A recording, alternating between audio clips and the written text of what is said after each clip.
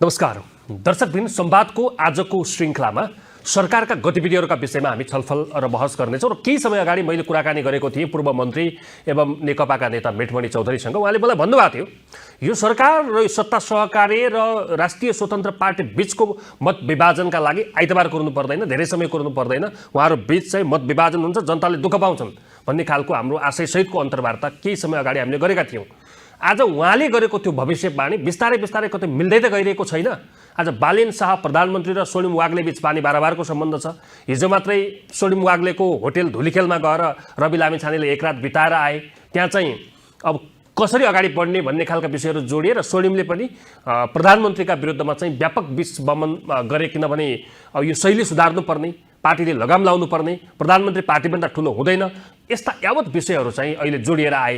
फेरि यो जनताले दुःख पाउँछन्, यो व्यक्ति बिग्रने र पार्टी बिग्रने भन्दा पनि जनताले दुःख पाउँछन् भन्ने खालको बहस हामीले अस्ति पनि गरेका थियौँ र आज हामी यिनै फेरिमा कुरा गर्दैछौँ। मेठमणि चाहिँ यहाँलाई नमस्कार, स्वागत छ। तपाईँ भविष्यवाणी पनि गर्नुहुन्छ? होइन, भविष्यवाणी भन्दा पनि एउटा पोलिटिकल एनालाइसिस भन्छ नि।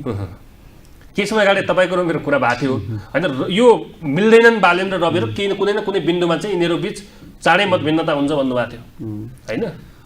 यस्तो छ, यो उहाँहरूको आफ्नो व्यक्तिगत इच्छा चाहना भन्दा पनि कुनै शक्ति राष्ट्रहरूले उहाँहरूलाई मिलाइदियो।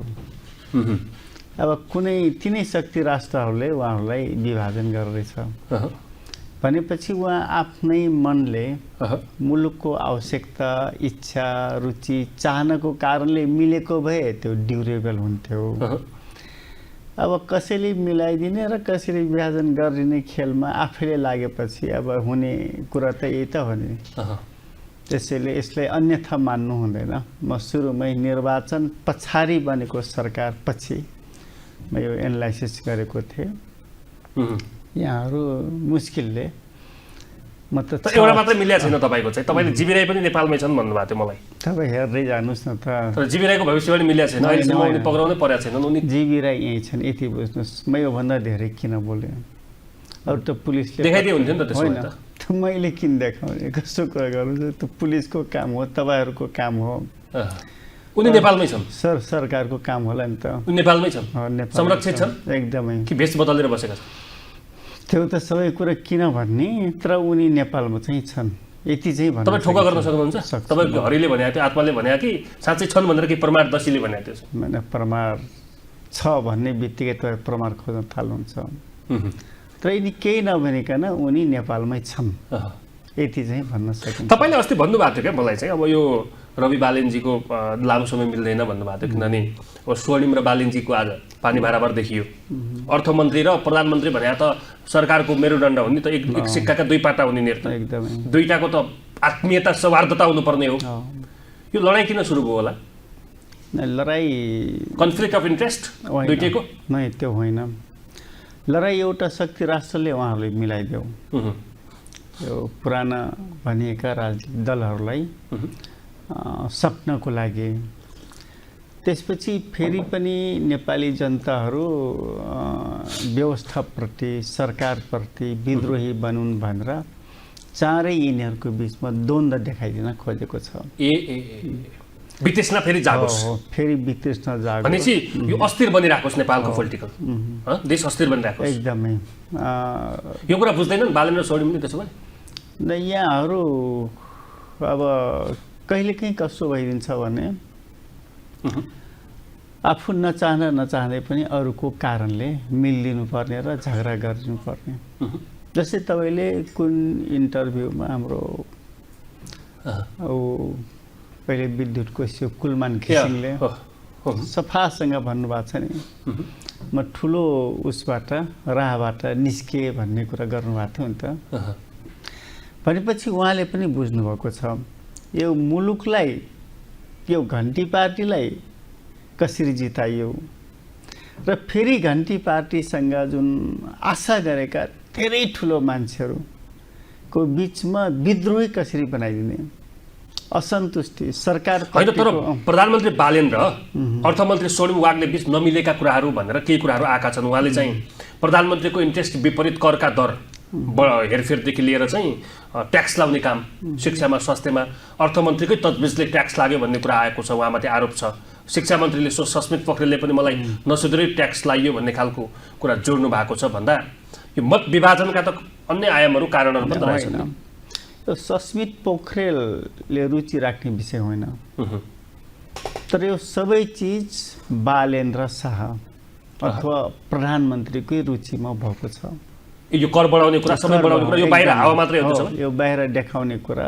अर्थमन्त्रीको तजबिजमा भएको होइन त्यो, त्यसो भए यो आरोप मात्र हो। एउटा प्रधानमन्त्री र अर्थमन्त्रीको बिचमा समन्वय नभइकन यो करको दर हेरफेर त हुँदै हुन्न नि। तर प्रधानमन्त्रीले भनेको छैन भन्ने समाचारहरू बाहिर आएका छन्। होइन, त्यो त होइन होला। हुन त अब स्वर्णिमजीले स्पष्ट पार्नु होला त्यो कुरा, होइन? प्रधानमन्त्रीले नभनिकन स्वर्णिम वागले एउटा स्टेप पनि अगाडि जान सक्नुहुन्न।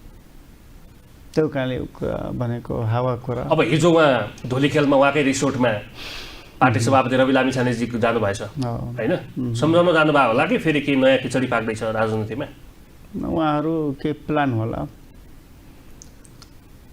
झुकिएर बोलायो भने म त पास गर्छु भन्नुभएको छ उहाँले, अस्ति मात्रै त बालेन्द्रले पास गर्छु भन्नुभएको छ, होइन? खुट्टामा बोलायो भने रविजीले होइन, त्यो त एउटा परिस्थितिमा एउटा प्रसङ्गमा एक ठाउँमा बोल्नुभयो। राष्ट्रिय महाधिवेशनको उद्घाटनमा भन्नुभएको थियो म बालेन्द्रजीप्रति म विश्वस्त छु, नियत सफा छ उहाँको भन्ने थियो नि त, होइन? यति त भन्नु पर्यो नि त महाधिवेशनमा, होइन? सारा मान्छे आएको बेला उत्साहित गर्नु पर्यो, होइन? अनि के हुँदैछ त्यसो भए? मैले भने नेपालको पोलिटिकल सिनारियो चाहिँ कतातिर जाँदैछ तपाईँले विश्लेषण गर्नुहुन्छ भित्रबाट, होइन? त्यो पाटोबाट हेर्दा तपाईँले के छ भने यो निर्वाचनदेखि 5 वर्ष 10 वर्षको यो प्लान होला नि त। यो निर्वाचनपछि के गर्ने अथवा यो राजनीतिलाई कुन ठाउँमा पुर्याउने, त्यो त कुनै शक्ति राष्ट्रको रुचि होला नि त।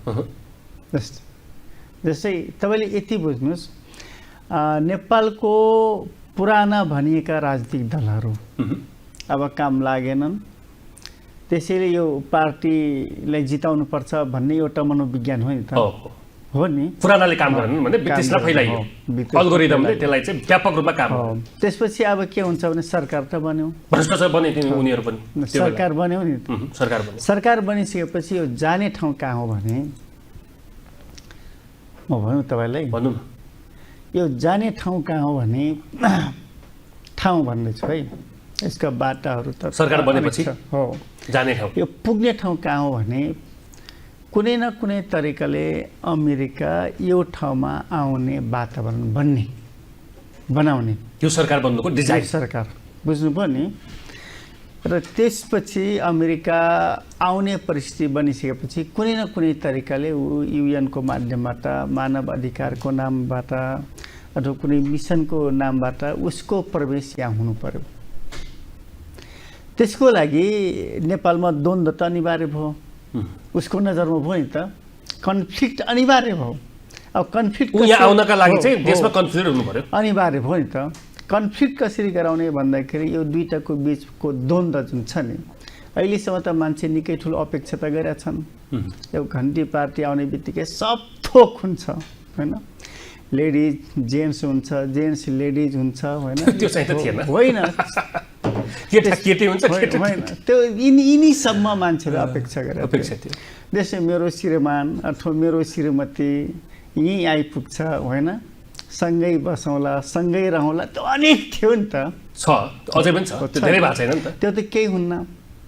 जस्तै 1 महिनामा के हुन्छ भन्थ्यो त, कति हजार मान्छेलाई यहाँ ल्याउने कुरा थियो नि त। रोजगारीका अवसरहरूको सिर्जना भएको छैन, अझै पनि सुरुवात भएको छैन, अझ घटिरहेछ। रोजगारीका अवसरहरू अझ खुम्चिरहेछ। जस्तै पूर्व झापासापाको कुरा गर्नुहोस्, होइन? अनेक छ नि त। यो त केही हुँदैन, केही नभएपछि यिनीहरू पनि यस्तै हुन् भन्ने ठाउँमा जुन राष्ट्रले यो ठाउँमा आउन खोज्दैछ नि, त्यो राष्ट्रले के गर्दैछ? यसको मतलब पपुलरहरूलाई समातेर त्यो अदृश्य शक्तिले त्यो राष्ट्रले चाहिँ यिनीहरूलाई पनि फेल गराइन्छ। यिनीहरूलाई पनि फेल गराइन्छ। पपुलरहरू फेल भइसकेपछि त विद्रोह सुरु भयो त्यसपछि। जस्तै अहिलेको सरकार फेल हुने, सरकार फेल हुने छुट छैन, फेरि काम गर्नुपर्छ। फेल त भइ नै हाल्छ, कस्तो कुरा गर्नुहुन्छ? फेल त भइ नै सकेको छ, फेल भइसकेको छ। फेल भइसकेपछि मान्छेहरू 3 महिना भोट हालेको, 3 महिना केही प्लस भएको छ। आफूले घन्टीमा भोट हालेको छ, यति चाँडै घन्टीको विरोध गर्न पनि नमिल्ने। मिल्छ त? लाज हुन्छ नि त। हामीलाई पो भन्न सजिलो छ, तर गाउँमा झगडा गरेछ, लडाइँ गरेछ, अनेक गरेछ घन्टीको पक्षमा। अनि 3.5 महिना पछाडि फेरि घन्टी ठिक छैन भन्ने कुरा मान्छेले भन्न त सक्दैन।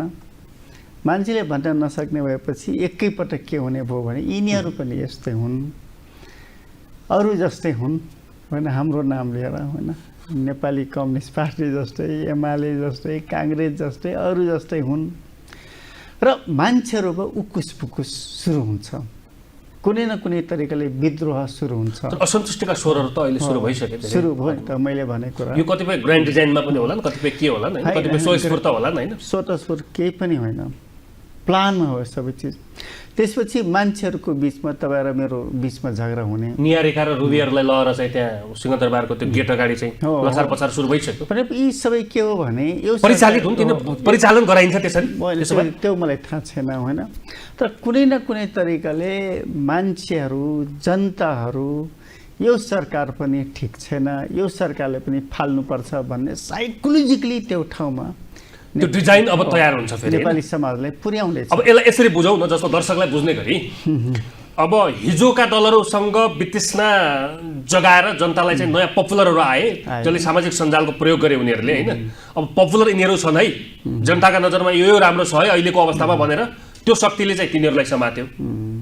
ती पनि इलेक्टेड भएर त आइसके। अब यसलाई पनि फेल गराइदिइसके पछाडि फेरि अर्को जन्मिन कठिन हुन्छ भनेको विद्रोह भइरहन्छ देशमा, अराजकता भइरहन्छ भन्ने। अराजकता हुन्छ, तपाईँले त्यसरी खेलिरहेछ। त्यसो अराजकता हुन्छ, विद्रोह हुन्छ, अन्त द्वन्द्व हुनसक्छ, आन्तरिक गृहयुद्ध हुनसक्छ नि। मूल कुरा गृहयुद्ध भने तपाईँ र मेरो बिचको युद्ध।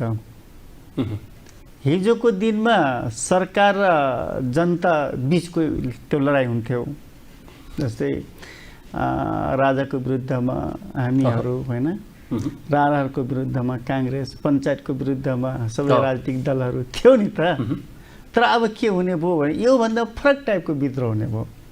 खेम बाहिर म यति धेरै मिलिरहेको छु, तर तपाईँ र मेरो बिचको विद्रोह, त्यो सिभिल वार भन्छ नि, सिभिल वारतिर, होम वार भन्दा पनि सिभिल वारतिर मुलुक जाने भयो।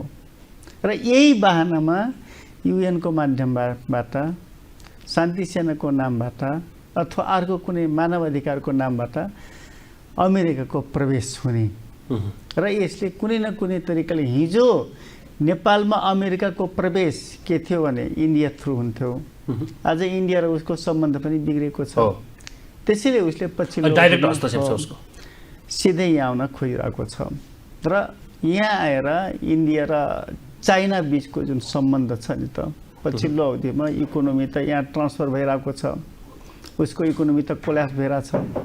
अनि यो नेपालमा आएर, हाम्रो देशमा आएर त्यो इकोनोमीलाई पनि चेक गर्ने र आफ्नो जुन प्लानहरू छ त्यो प्लानलाई पनि पुरा गर्ने। अब यसमा अब को साथ सहयोगी छन् तपाईँ हेर्दै जानुहोस्, देखिँदै जान्छ नि त मान्छेहरू। त्यसकारणले मुलुक एउटा द्वन्द्वको दिशातर्फ अगाडि बढ्यो। त्यसैले म सधैँ के भन्छु भने हामी धेरै सिरियस हुनुपर्छ।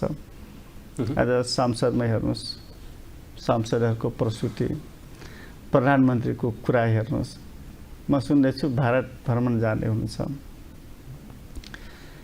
भनेपछि यो पछिल्लो अवधिमा अर्थमन्त्रीको जुन करको विषयको कुरा छ, सबै चिजमा कर 100% हेर्नुहोस्, 100%, 200% कर वृद्धि भएको छ भनेपछि आज साउनको 3 गते हो कि 4 गते हो? आज साउनको 4 गते सोमबार 1 गतेदेखि ट्याक्स लागू भएको छ। त 1 महिनामा हेर्नुहोस्, यो पनि रेकर्ड गर्नुहोस् अथवा 1 महिनापछि मलाई यो ठाउँमा ल्याउनु होला। 1 महिनाभित्र यो ट्याक्सकै विषयमा ठुलो विद्रोह हुन्छ, सडकमा विद्रोह, कर वृद्धिको विषयमा हो एकदम। जनताहरू आफै विद्रोह उठ्छन् त, जनताहरू आफै उठ्छन् अबको 1 महिनापछि। हो, यो शक्तिलाई जुन यो छ नि, बालिम शक्तिहरू, रवि शक्तिहरू, कर वृद्धि गर्नको लागि पनि जुन शक्ति उसले प्रेरित गर्यो, सुरुदेखि लाग्यो नि, त्यसले वृद्धि गर्न लगायो र त्यही शक्तिले फेरि पनि नेपाली समाजलाई विद्रोही बनाउँछ।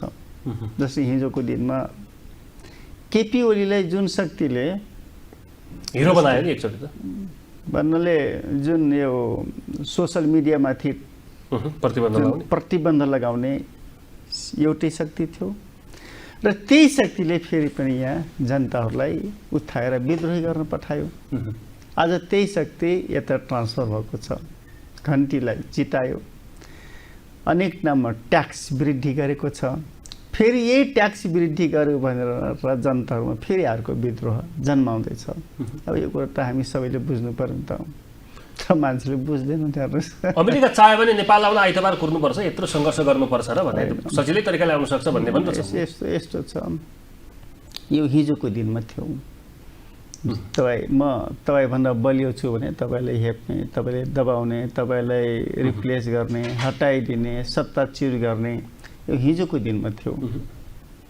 तर आजभोलि त्यसले काम गरेन। आज सबै चिज छ नि त, यसैले ऊ हामीलाई गर्न सक्छ, यसमा कुनै दुई मत छैन। त्यसले भ्यालिड हुने कुरा होइन। तर दुई शक्तिशाली राष्ट्रहरूका कारणले गर्दाखेरि ऊ चाहिँ त्यो आँट गरिरहेको छैन। त्यसो भए लिगली रूपमा होइन, ऊ आफै पनि कमजोर पोजिसनमा पुगेको छ। इरानले पनि देखाइसकेको छ अहिले। इरानले देखायो, उत्तर कोरियाले देखायो, अनेक देशहरूले देखाइरहेको छ नि त। जुन पोजिसनमा हिजो ऊ थियो त्यो पोजिसनमा आज छैन। उसले च्यालेन्ज गर्ने, उसले अनेक प्रकारले धम्की गर्न सक्ने, डिफेन्स मात्र हुन अफेन्स गर्न सक्ने शक्ति राष्ट्रहरू धेरै भइसकेका छन्। त्यसैले ऊ सजिलै अहिलेको यो सत्ता सरकार, अहिलेको यो यत्रो विश्वास गरेका पात्रहरू चाहिँ परिचालित हुन्छन् भन्नेमा पनि कसरी शङ्का मान्नु हुने? तपाईँले सिक्किम इन्डियामा विलय गराउँदा पनि त लेन्डुपमाथि कसैले प्रश्न चिन्ह उठाएका थिए। प्रश्न चिन्ह त लेन्डुपको अवसान राम्रो भएन नि त, दुःखद भएन। हो, अवसान यस्तै हुन्छ नि त। अझै अवसान हुने बेला त भएको छैन नि त। अन्तिममा लेन्डुप एक्लै बस्नु पर्यो होइन। एउटा पहाडको एउटा खोजमा गएर धेरै पटक आत्महत्या गर्ने प्रयास गरे। आफैले श्रीमती छोरे, छोराछोरी सबै छोडेर एक्लै भए नि त। धेरै पश्चाताप। सुरुमा इन्डियाले रेड कार्पेट ओछ्याउने मन्त्रीले रेस्पोन्स गर्न छोडेको, कसैले रेस्पोन्स गरे। सोनिया गान्धीहरू लगायतले त भेट्नै नमानेको भनेर त्यो कसैले रेस्पोन्स गरेन। त्यसैले कुनै शक्ति राष्ट्रहरूले आफ्नो उपयोगको लागि मान्छेलाई प्रयोग गर्छ, अनेक चिज गर्छ, तर उसको स्वार्थ पुरा भइसकेपछि उसले सबै छोडिदिन्छ। जसरी शरीरमा, तपाईँको शरीरमा त अनेक हुन्छ नि, जुम्रा सुम्रा हुन्छ, त मान्छे मरिसकेपछि जुम्राले पनि साथ छोडिदिन्छ। जुम्रा नि हुँदैन नि त, हुन्छ त। मरेको लासमा जुम्रा हुन्छ, केरा मात्रै हुन्छ। त्यसैले के छ भने अब दुईवटा मोडेल, दुईटा मोडेलमा मुलुक अगाडि जान सक्छ। यदि बालेनको विकल्पमा सुदन गुरुङलाई सजिलै ल्याउन सकिन्छ भने बालेनले हटाउँछ र सुदन गुरुङलाई अगाडि ल्याउँछ र रासोपा जस्तोको तस्तै रहने भयो। यदि त्यो हुन नसक्ने अवस्थामा यदि सुदन गुरुङ बालेन शाहको विकल्प बन्न नसक्ने अवस्थामा रासोपा पार्टी फुट्छ, विभाजित हुन्छ। विभाजित भइसकेपछि रवि शक्तिशाली हुन्छन्, रवि धेरै शक्तिशाली हुन्छन्। रवि र नेपाली काङ्ग्रेस जुन मान्य गगन थापाले नेतृत्व गर्नुभएको पार्टीको बिचमा एकता हुन्छ। एकता भइसकेपछि यो फेरि बालमा त प्रधानमन्त्री नै रहन्छन् नि फेरि बालेन त्यतिखेरसम्म त विघटन गर्दैलान् नि उनले संसद होइन भोलि। त्यही त, यता काङ्ग्रेस र रवि दुईटाको बिचमा पार्टी एकता हुन्छ र यिनी फेरि प्रतिनिधि सभा विघटन गर्ने बाटोतर्फ अगाडि जान्छन् र मुलुक आफै कन्फ्लिक्ट। अनि जनताहरूमा यसको इम्प्याक्ट के पर्छ भने यिनी सबै एकै नासे हुन्, यिनी सबैले फाल्नुपर्छ। केपी ओली त्यसपछि एउटा शक्ति छ नि त फेरि अब जनताको नजरमा, एउटा शक्ति अझै छ पछाडि, वेट एन्ड सीमा बसेको शक्ति छ नि, त्यो राज संस्था, त्यो पनि एउटा शक्ति हो नि त होइन? त्यही त, कुनै न कुनै प्रयोग गर्ने त हो। त्योभन्दा अर्को शक्ति जन्मिन सक्छ कि जन्माउन सक्छ नि त। यो शक्ति फेल हुने सुर त छैन, किनभने यो शक्ति चाहिँ 5 वर्ष राम्रै तरिकाले सत्ता सञ्चालन गर्छ, सुशासन ल्याउँछ, मेरिटोक्रेसी ल्याउँछ भन्ने आशा त छ नि त होइन? फेल हुने छुट थिएन, तर फेल भइसकेको छ। फेलै भइसक्यो अहिले फेल भइसकेको छ। कसरी फेल भयो अहिले चाहिँ तपाईँले हेर्नुहोस् यो सरकार भन्ने बित्तिकै त डेलिभरीको कुरा होला, सुशासनका कुरा होला, राज्यलाई सहज बनाउने कुरा होला, तर राज्य बाँच्न नसक्ने पोजिसनमा पुग्दा पनि यसले ट्याक्सको दर बढाएछ। तपाईँले हरेक ठाउँमा हेर्नुहोस्, कसैले मोटरसाइकल चलाइरहेको छ, उसले समात्यो, कारबाही गर्नुपर्ने अवस्था आयो भने कि मोटरसाइकल त्यहीँ छोडेर जान्छ, ट्याक्स तिर्न मान्दैन तर मोटरसाइकल छोड्न तयार हुन्छ। यो पहिलो स्टेपको कुरा हो। जल्न तयार भयो नि मान्छे। हो, मान्छे मरिरहेछ, आत्महत्या गरिरहेछ। 1000 रुपैयाँ तिर्न नसकेर यो सबै चिज किन भइरहेछ भने आफू बाँच्न सक्ने पोजिसन, अवस्था सबैतिर अन्धकार देखिसकेपछि मान्छेले सुसाइडको बाटोतर्फ अगाडि बढ्छ। त्यसै राज्य तपाईँले कुनै पनि हालतमा हेर्नुहोस्, यो सरकार बनिसकेपछि करिब दर्जन बढी त आत्महत्या नै भइसक्यो। मान्छे मरिरहेछन् होइन, आत्मदाह गरिसकेका थिए। आत्मदाह गरिसकेका छन्। सुकुम्बासीदेखि आजसम्म जोड्दाखेरि अझ यो कर त कार्यान्वयन त भइरहेछ होइन, तर फुल्ली क्रिमिनलाइज थाहा हुन्छ होइन, कम्प्लिटली त्यो कार्यान्वयन हुन सकेको छैन। जब यो एकदम फुल फेजमा कार्यान्वयन हुन थाल्छ, मान्छेहरू हेर्नुहोस् कि विद्रोह गर्छ कि आत्महत्या गर्छ। कमजोरहरू आत्महत्याको बाटोमा लाग्छन्, अलि सशक्तवालाहरू विद्रोह गर्न थाल्छन्। एउटा कुरा अलिक क्लियर पारौँ त, जस्तो यो रासपा तपाईँले त विघटनै हुन्छ भन्नुभएको छ होइन, यो फुट्न सक्ने सम्भावनाको कुरालाई ल्याउनु भएको छ होइन, विभाजनको कुरा ल्याउनु भएको छ। त्यो सम्भव छ आज रासपा विभाजन हुँदाखेरि? शक्तिका हिसाबले त अहिले पछिल्लो समयको भर्खरै ऐतिहासिक महाधिवेशन सम्पन्न भएको छ, रवि लामिछाने नै शक्तिमा हुनुहुन्छ, किनभने उहाँले संसदीय दलको नेतालाई समेत फिर्ता बोलाउन सक्ने एउटा अधिकार आफूलाई राख्नु भएको छ। अस्ति भर्खरै मात्र बालेनलाई नथी लाउनु भएको छ होइन। मैले भने त जस्तै रवि र मान्य गगन थापाको पार्टी एक ठाउँमा भोलि भ्यालिड हुने कुरा त रविकै पार्टी हुन्छ।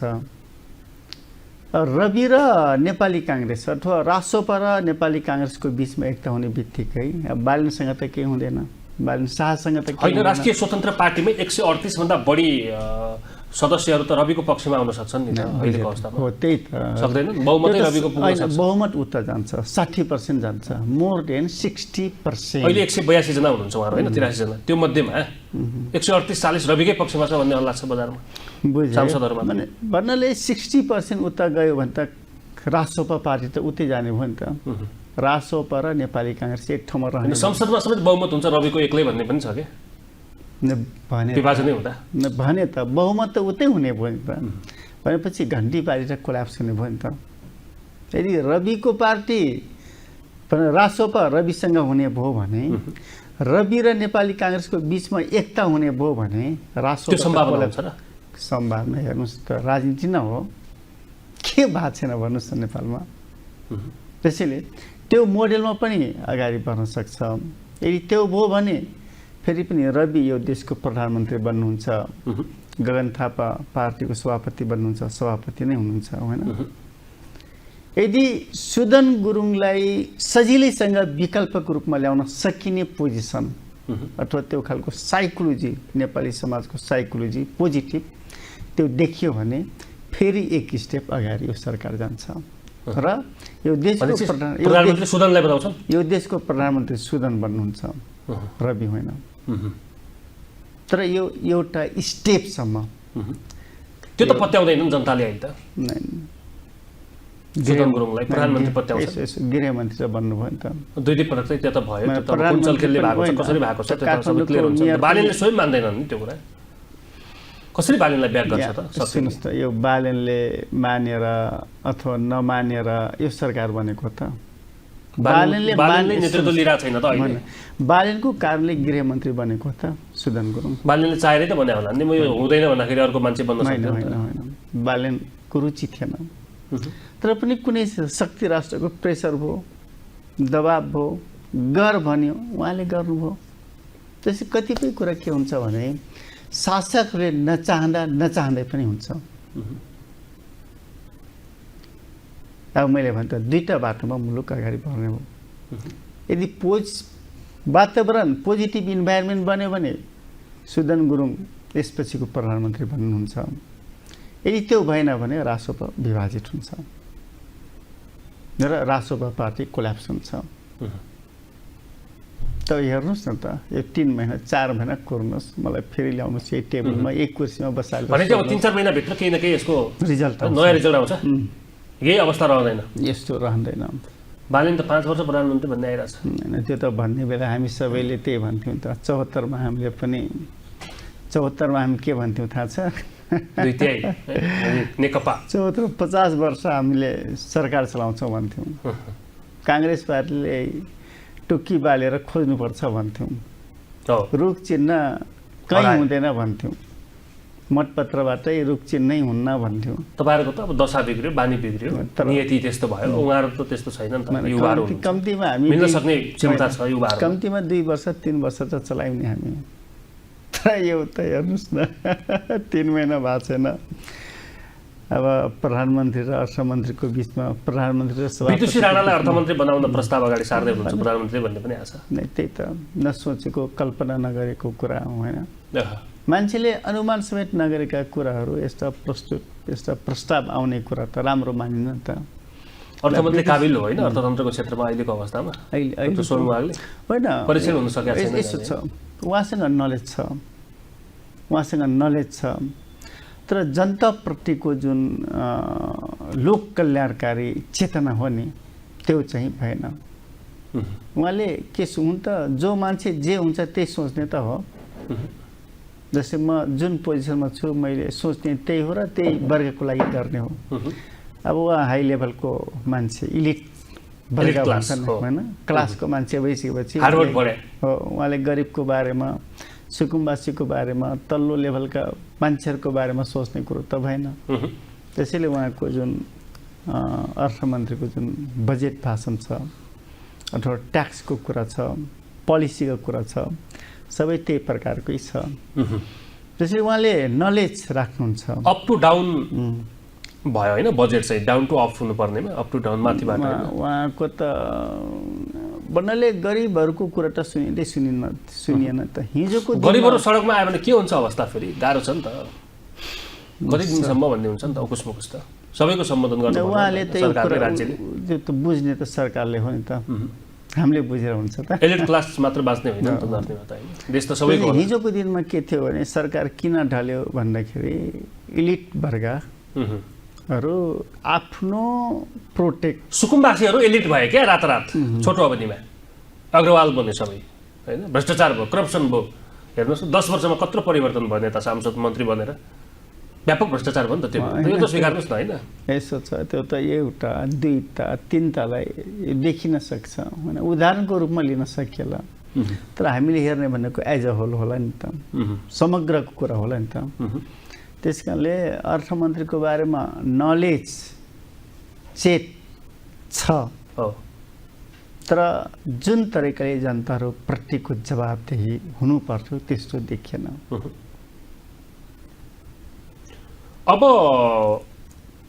विकल्प के त भन्ने छ नि त फेरि अब देश के हुन्छ भन्ने कुरा जस्तो तपाईँले अघि भन्नुभयो राजसभा फुट्ला विघटन होला अर्को समीकरण बन्ला के बन्ला होइन अब देशै ग्रे लिस्टमा छ यतिखेर अब हामी ग्रे लिस्टबाट माथि उकास्छौँ भन्ने ढङ्गले चाहिँ कतिपय व्यक्तिहरू पक्राउ परेका छन् होइन कतिपय पक्राउ पर्दै रिहा भइरहेको छन् अब कति बेला अब यो न्यायालयकै बारेमा चाहिँ अब पुनर्संरचना गर्नुपर्ने सोच्ने बेला आयो भन्दै होइन स्ट्याटसहरू लेखिरहेको स्थिति छ भन्दा अब पनि चेन्ज भएन भने देशको अवस्था के हुन्छ त्यसो नै चेन्ज त अब भइ नै सकेको छ नि त चेन्ज भयो नि त जनताले भोट हाले होइन घन्टी पार्टीको भएको छ हिजोको भन्दा त राम्रो छ नि त सुशासन अहिले देशमा यातायाततिर जानुहोस् यसो मालपोत जानुहोस् अहिले राजधानीतिर जानुहोस् काम त फटाफट सरकारी अड्डाहरूमा काम त राम्रै तरिकाले भएको छ नि होइन अनुभव गर्नुभएको छ बिचौलियाहरू त अहिले छैनन् ठाउँ ठाउँमा मैले त त्यस्तो अनुभव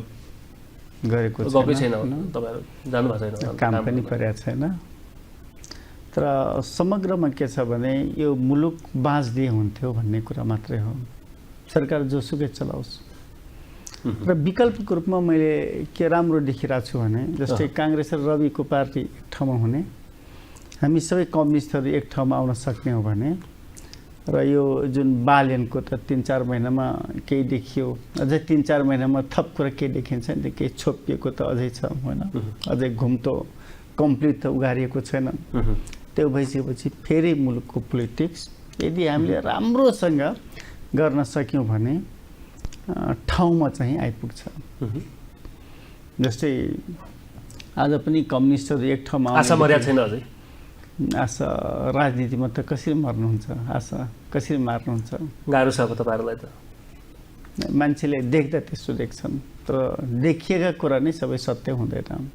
अनुमान गरेका, कल्पना गरेका, देखिएका कुरा, जस्तै यो भित्ता हामी देखिरहेछौँ, देख्दा त यो भित्ता पछि केही छैन भन्ने होला नि त। तर भित्ता पछाडि पनि छ नि त कुराहरू, सारा संसार छ, अरू चिज छ। त्यसले तपाईँले यो देखिरहेको छु, यही नै अन्तिम सत्य हो। भित्ता भत्किसक्यो क्या, वाङमा देखिसक्यो सबै। यो भित्ता त छ नि त। राजनीतिक भित्ता त उगाडिसक्यो नि त। होइन के समाजवाद होला, अब समाजवाद त जनतालाई अब तपाईँ समाजवाद भन्दै गाउँमा जानुभयो भने अब त लाठीले हान्छन्, फेरि खेद्छन्। अब चाहिँ इरिटेट भइसक्यो नागरिकहरू, समाजवाद समाजवाद सुन्दा सुन्दा सुन्दा सुन्दा है। समाजवाद भर्खरै हो सुन्न थालेका, धेरै लामो भएको छैन। यसै के छ भने खेम सर, यदि सबै कम्युनिस्टहरू फेरि पनि राम्रोसँग कम्युनिस्टहरूको के एजेन्डा बाँकी छ र भने कि नेपालमा लागू गर्नुपर्ने, किन एकजुट हुने, अब जनतालाई के दिनका लागि एकजुट हुने होइन? न समाजवाद आउँछ न साम्यवाद आउँछ। न एकपटक एक्सक्युज गरेर हामी यो गर्छौँ भन्ने माफी माग्दै जाने, फेरि फेरि भन्न सकियो भने, जस्तै गगन थापाले एउटा कुरामा उहाँको मन परिरहेछ, जस्तै सबै विपक्षीविहीन प्रदेश सरकार। जस्तै आज मुलुकमा केपी ओली अथवा नेकपा एमाले र नेपाली काङ्ग्रेस नमिलेको भए आज यो पोजिसन यति चाँडै आउने थिएन। त्यसले अर्थ के लगाइदियो भने यिनीहरूले आफ्नो लागि, आफ्नो स्वार्थको लागि, मन्त्री बन्नको लागि, प्रधानमन्त्री बन्नको लागि जे पनि गर्ने रहेछन् भन्ने एउटा मेसेज गयो नि, जसको कारणले विद्रोही मान्छेहरू बने। कम्तीमा एमाले या काङ्ग्रेस एउटा विपक्षी भइरहेको भए सरकारको विरुद्धको कुरा, सरकारका व्यथितिका विपक्षी त कोही नै रहेन। कोही नभएपछि जनताहरू नै विपक्षी। राष्ट्रिय प्रजातन्त्र पार्टी रह्यो, एउटा प्रेम सुवालजी हुनुहुन्थ्यो त्यो बेला होइन? त्यसले धेरै अर्थ राखेन। कम्तीमा यिनी कुराहरू हुनुपर्छ। तर अब आशा त नमारौँ अहिले, आशासित अझ केही कामहरू त छन् होइन? आशा मार्ने त कुरै भएन नि त हामीसँग। सरकारप्रतिको विश्वास पनि त अहिले तत्कालै त नडगमाइहालौँ न होइन? बाँकी छ नि त यसो 6 दिन मात्र, 110 दिन त हो। कार्यले मान्छेले मन पराएको छैनन्, तर व्यावहारिक रूपमा आफैले सरकार बनाएको कारणले यति चाँडै किन बोलाउँ भन्ने कुराले सरकार चले जस्तो देखिएछ। जस्तै आज तपाईँ हेर्नुहोस्, अब जनताहरू बोल्न त बाँकी छ, बोलि नै रहेछन्। अब बोल्ने कुरा पनि सुरुमा सचेत मान्छेले बोल्छन् होइन? जो जानेछ, जो बुझेछ, जो थाहा पाएको छ। अब जनतालाई साथ दिनुपर्छ, के अरे सरकारलाई साथ दिनुपर्छ, विरोध गर्नुहुन्न भन्ने लाइनमा छ। नागरिकहरू त्यही लाइनमा छन् अहिले, सरकारलाई सफल पार्नुपर्छ। यसो छ होइन, सरकारलाई सफल बनाउनुपर्छ, मेरो आफ्नो कुरा पनि त्यो हो। तर तपाईँको टाउकोमा मट्टितेल खन्याएर आगो लगाइसकेको छ, तपाईँले साथ दिइराख्ने कुरा हुन्छ? जस्तो मैले बोल्ने भनेको त, अथवा सरकारले बोल्ने भनेको त समग्र राज्यभित्रका सबै मान्छेहरूको बारेमा सोच्ने हो नि त। त्यो सरकार भनेको धनी मान्छेहरूको मात्रै होइन, इलिट क्लासका मान्छेहरूको मात्रै, जसको अकाउन्टमा निकै ठुलो पैसा छ, जसको लकरमा निकै धेरै तोला सुन छ, उनीहरूको मात्रै त सरकार होइन होला नि त। उनीहरूको पनि सरकार हो, तर सरकार भूमिहीन जसलाई जनताको प्रतिनिधित्व गरेको सरकार हुनुपर्छ। किनकि सरकारले नै जनतालाई गरिब बनाएको हो, यो त मान्नुहुन्छ नि त। अब कोही मान्छे आफैले पनि आफ्नो मेहनतले, आफ्नो प्रयासले धनी भइरहेको हुन्छ, तर त्यो मान्छेहरूलाई धनी बनाउने कुरा सरकारका पोलिसीमा पनि त डिपेन्ड पर्छ नि त, निर्भर गर्छ नि त। विष्णु पौडेलजी छुट्नुभयो होइन? छुट्ने हिजो हो, बिना दरौटी अस्ति होइन, 7 तारिकमा छुट्नुभयो। त्यसले के छ भने सबै के देखाइरहेछ भने हिजोको दिनमा डामिएका मान्छेहरू भट्टाभट चोखिने कुरा होइन, क्लिन चिट पाउने। दरौटी नै लिएन, क्लिन चिट के गरेकै रहेनछ उहाँले, खालि त्यतिकै दुःख पाउनुभयो होइन? भनेपछि दुईटा कुरा हुन्छ। पौडेल लगायतका मान्छेहरूको यो सरकार हो भन्ने बुझ्नु पर्यो। यस्ता सबै मान्छेहरूले क्लिन चिट गरिरहेछ, दोस्रो कुरो यो सरकार फेलियर हो भन्नु पर्यो। यदि विष्णु पौडेल क्लिन चिट पाउने अवस्थामा हो, पोजिसनमा हो भने उहाँले किन समात्यो, किन 20 दिन राख्नु, 25 दिन यति धेरै राख्यो कि त्यसको क्षतिपूर्ति दिनु पर्यो नि त। त्यो मन परी सरकार हो अथवा हामीसँग पुलिस छ, प्रशासन छ, त्यो चोख्या जस्तो भयो नि त जब हैन। त्यही त। दुई त कि सरकार कम्प्लिटली फेल भयो कि चोख्याउने काममा सहयोगी बन्यो। यस्तो त धेरै। ल एउटा मात्रै भनिदिनु, सरकारले गरेको काम भ्यालिड ठहरिएको, जति स्टेपहरू चालेको छ सब इनभ्यालिड भइरहेको छ नि त अदालतको नजरबाट, न्यायालयको नजर। गृहमन्त्री गाईलाई घाँस खुवाउँदै हिँड्या देख्छु म कता कता रोडतिर। त्यो के गरेर गाईलाई घाँस खुवाउँदै हिँड्या देख्छु भन्नाले यस्ता स्थलहरू गर्छन्। स्टन्ट हो, जनतालाई सुमन हैन, जनताको मन फर्काउन यस्ता काम माहौल चाहिँ त्यसरी सिर्जना गर्छन् हैन। तपाईँले हेर्दै जानुहोस् न। मैले भने त यो एउटा मोडेल हो गृहमन्त्रीले प्रधानमन्त्री बनाउने कुरा। अहिले प्रधानमन्त्री भन्दा गृहमन्त्रीको हाई छ नि त समाजमा। प्रधानमन्त्री त अहिले सुनसान छ, सुनसान छ नि त। गृहमन्त्री भन्छन् अहिले। हो, सुदन गुरुङ खत्रै मान्छे भनेपछि यो बिस्तारै माहौल सिर्जना गर्ने कुरा हुन्छ। यो एक दिनमा, एक रातमा, एक छिनमा, एक महिनामा माहौल भन्ने कुरा हुँदैन। त्यो माहौलको लागि सुरुवात भएको छ। सुदन गुरुङलाई गृहमन्त्री बनाउने कुरा, फेरि कमब्याक गराउने कुरा, ल भनौँ न जस्टिफाइड नभइकन फेरि पनि कमब्याक गर्ने कुरा त केही त होला नि त। त्यसैले अहिलेको प्रधानमन्त्रीको विकल्पको रूपमा उहाँलाई सारिएको छ। उहाँ प्रधानमन्त्री बन्दा तपाईँले अचम्म नमान्नुहोला, नेपाली समाजले अचम्म नमाने हुन्छ। किनकि यो एउटा स्टेप बाई स्टेप भन्छ नि, चरण बाई चरण। जस्तो यही सरकार बनाउनलाई पनि त कति 72 सालदेखि लागिरहेको थियो भन्ने कुरा छ नि त। आज 82 साल, 10 वर्ष लाग्यो नि त। त्यसैले विदेशी शक्ति राष्ट्रहरूको अनेक प्रकारका मोडेलहरू हुन्छ। त्यो मोडेल अन्तर्गत सुदन गुरुङ गृहमन्त्री बनाइएको यो एउटा उदाहरणको रूपमा लिन सकिन्छ।